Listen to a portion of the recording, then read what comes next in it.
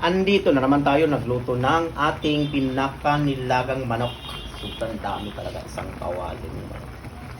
Ito siya yung ating manok, so nilaga siya. Ang galing-galing talaga magluto ng nilagang manok, guys. Ayan siya. Para mas masarap siya at malinamnam, so lagyan natin siya ng kulikot para manguling-ulikot at maanghangan yung ating mga labi at bunganga. Ayan, ang sarap. So meron pa tayong ano bang tawag dito? Sibuyas dahon. Tapos ito siya yung ating Baguio pizza. Baguio pizza. Okay, guys.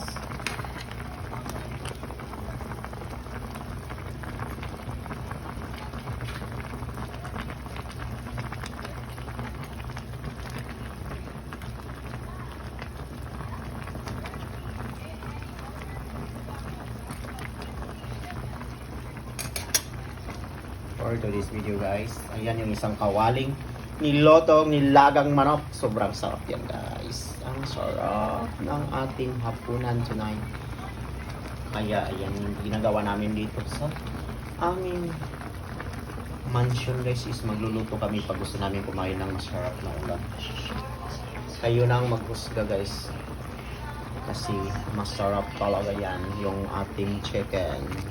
Thank you so much for watching, guys. 10 million viewers.